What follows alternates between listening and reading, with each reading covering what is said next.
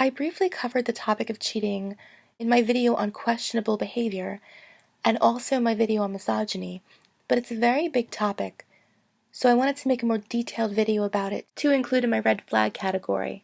The somatic and the histrionic narcissist are hypersexual, and part of that manifests itself as pathologically cheating. As I've said, sex with a narcissist is usually great in the beginning because they want to get you hooked. They want to fake this explosive, amazing connection with you, but they most likely will stop having sex with you after a period of time and begin having sex with everybody else. For a narcissist, it is about power and control. It's not about pleasure and love in the way a normal, healthy person looks at sex. They don't care about those things. To them, it's quantity, it's charming as many women as possible, and because of this, they often come across as a sex addict. The cheating thing is so prevalent in narcissists that when you research sex addiction and chronic cheating, you will most likely stumble across narcissism and sociopathy. And that's one of the ways I found out about this. A narcissist will cheat for a number of reasons. The number one reason, of course, is feeding their ego. It reassures them that they're wanted, that they're desired, that other women find them attractive. But another reason is that they really get off on sneaking around. They love the thrill, they love the drama, they love all these horrible feelings that it causes you. They never really bond with anyone, so they don't comprehend other people's feelings, so they don't feel bad about what they've done. And just like children, they're very impulsive. They only think about their current needs rather than the repercussions. And it's very hard for someone to understand that, but that's just how they're wired. A lot of why they cheat is also based on their very high degree of selfishness. They feel that they deserve everything they want, including other people. Now, in their conscious mind, they're attracted to other people.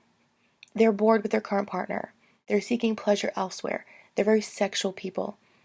But in the subconscious mind, the part of their mind that they are unable to understand or control, it really has nothing to do with attraction and pleasure. It has everything, however, to do with power and control and their desperate need for validation. They will go to great lengths to cheat, and they're very sneaky about it. My ex-boyfriend had a secret email address that he used to contact other women. One time I was using his computer for something, and without really thinking, I just opened up Gmail, and he was still logged in. His inbox was full of messages from various dating sites and hookup sites and all these weird sites I've never even heard of. He portrayed himself on various profiles that he's this cool single guy. He's looking for a fun girl to date. He's looking for the one. All this bullshit was not true. And he had an answer for everything. When I confronted him, he would say, "Oh, I'm just using those profiles to network. I need to find girls who want to perform with my band. I want to meet girls to tell them about my shows." Or he would just say, "Oh, those are very old profiles. I don't even go on them anymore." Every possible woman that he encountered, he looked at her as an object, used for giving him narcissistic supply. He tried to charm every single woman he met. Every new girl in the social circle he would try to get. Every girlfriend one of his friends had, he would ask, "Hey, can you maybe hook me up with one of your friends?" Every new woman at his job, he thought about, how can I sleep with her? And this girl was moving in across the street from him. He saw her, and he offered to help her move a couch. And he ended up having sex with her. Now, I don't blame the girl at all. She didn't know any of this. She was just a single, independent person. She can have sex with anyone she wanted. Robert was charming. He was cute. He was helpful. And she just saw a cute neighbor, and she wanted to have some fun. There's nothing wrong with that. He, however, saw an opportunity, and he took it. And he bragged to one of his friends about it, and the friend told me, and I was stuck because I couldn't confront Robert, because I couldn't tell him that his friend had ratted him out, so I just had to let it go, and it really sucked. Robert's mother lives out of state, and he would fly out to see her a few times a year. One time when I went to meet him at the airport when he returned home, he seemed very irritated. I said, what's wrong? He said that he changed the zip code on all of his dating profiles to his mother's address so that he could meet women while he was out there, in case he got bored and wanted to have sex with someone. He wasn't able to find anyone while he was on his trip, and because of that, he was in a bad mood. Now, in my red flag video on gaslighting, I mentioned that on several occasions, he would make plans with me, and then pretend like we never had plans, and I felt like I was losing my mind. On one of these occasions, I called him to confirm our plans, and he was in a terrible mood. So I asked him what's wrong, and he would not tell me. He just seemed very irritated that I was bothering him. So finally he admitted to me that he was trying to make plans with another girl, and I ruined his mood by calling. We had more than a fight that night. We actually broke up for 3 months because I was just so sick of it. I remember he went to Vegas with his friends for a wedding or a bachelor party, I can't remember. And I was absolutely terrified that he was going to cheat on me because of just how he was. And he did nothing to reassure me that he wouldn't. He's like, well, it's Vegas, and whatever happens in Vegas. It was just not something that you say to your girlfriend. So when he came back, he swore up and down he did nothing. But one time we were driving somewhere and his phone rang and he put it on speaker, and it was like some escort agency asking how everything was and if he wanted to do business again. I mean, these are the things I put up with, and that was the worst phone call I've ever overheard in my life. Probably the most fucked up thing he ever did to me was that, and he admitted this to me way after the fact, he would always ask me when I was getting my period, and I genuinely thought that since we were, adults in a serious relationship, that he cared about my health. But he couldn't care less about that. Apparently, he would schedule his affairs in advance on the weeks when I would be somewhat out of commission.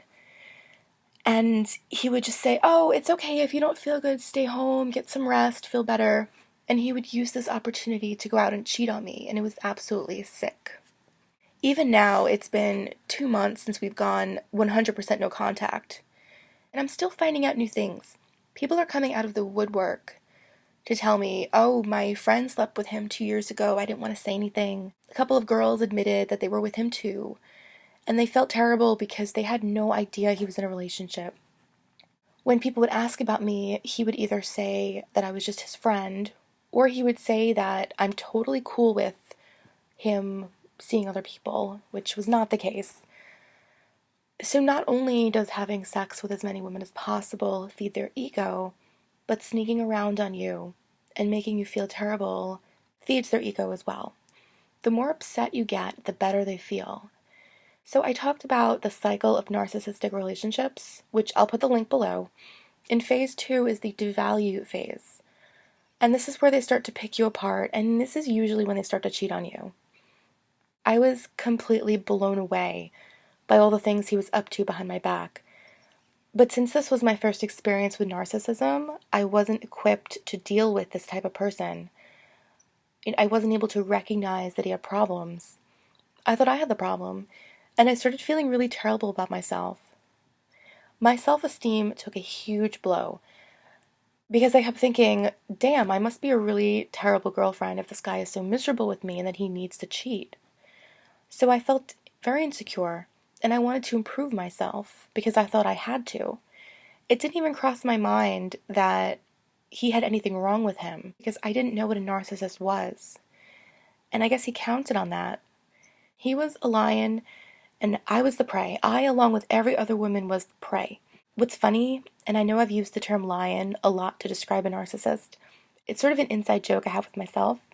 A lion was actually my pet name for him because he had this long shaggy hair like a lion, so I called him my lion all the time. And it's just ironic now that the term of endearment I used to use is now my term of just total disgust and total hate. We broke up about 6 or 7 times over the course of our relationship, which is completely abnormal. And each of these times was because he either cheated or because he said he was bored and he was going to cheat. Each of these times we broke up, it was because he either cheated and I found out, or he would sort of threaten me by saying, I'm feeling frustrated. I'm going to end up doing something that you won't like. And each of these times he acted like I was crazy for caring so much. But after a while, he would always come back crying to me, saying that he missed me, he'll never do it again, he can't live without me, all these different things. And I always fell for it.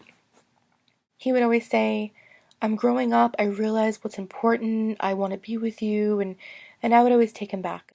And we would have a few months of bliss, and it would start all over again.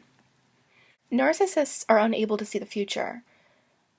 Much like a child who will say something like, if I watch this one TV show, or if you buy me that one thing, I will never ask for anything ever again. Because really, children have no concept of time. A narcissist is the same way. He would say, I'll never ever cheat on you again. I promise. I love you. I don't want anyone else. I want to make it work. And they feel that in the moment, but after a while, they get that itch and they get bored. And they need a new flow of narcissistic supply. And the cycle of cheating starts all over again.